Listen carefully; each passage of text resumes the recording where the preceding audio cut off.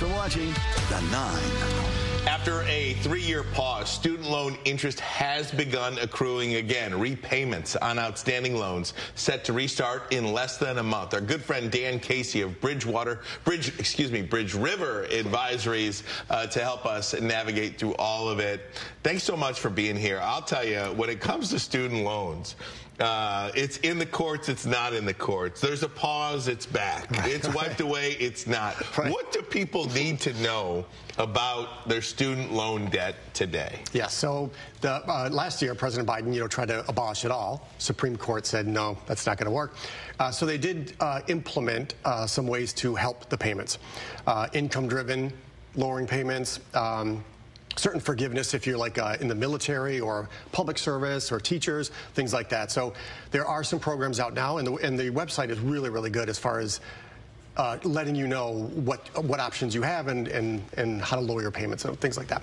So obviously, student loan debt is one of the most crippling debts that you can have. Prevents you from home ownership and yes. and just about any major purchase because of the amount of money that costs people every month. What should people do? How should people attack that? Yes. So again, go back to the website and see if you can, because a lot of the forgiveness ones were. If you get a job in the public service, you can pay like 10 years, and then it's whatever's left is going to be forgiven. Potentially, you have to find out if you're eligible.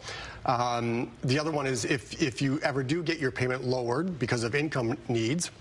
And there's still a balance after 20 years, or possibly 25, depends, then the balance will be forgiven. So there's a lot of things like that now have been implemented that you just need to go to the website, find out if you're eligible, and then figure out if it works. The website that you're referring to is the federal government website. Yep. Obviously, people can reach out to you as well and try to help navigate through, because there's so many different programs and ways to kind of weave through what you're eligible for and what you're not eligible for. But yes. Just getting that bill every month and just paying it is not really the right way to go about it. No, not at all. In fact, even like if your children are newborns or young, doing the 529 plans and trying to save up a little bit so they don't have to take out such a big loan.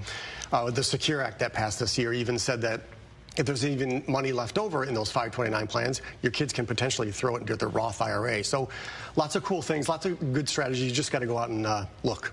And Dan, the cost of college is so high now. Silly, crazy. I mean, just what you've seen from recent graduates coming out, yep. I have to imagine that it's pretty difficult to start just start out on the right foot if you're not planning ahead, especially in tackling that debt. Yeah, because you start throwing on, like you said, you get out and you want a home and you want a car and you've got this $300, $400, $500 student loan payment. It can be pretty crippling. That lasts with you for a long time. Yep. So there are ways to navigate this. BridgeRiverLLC.com. That's where you can find Dan. BridgeRiverLLC.com. Dan, thank you so much for being here. It is such an important topic and can help a lot of people. Thanks so much. You're welcome. Appreciate it.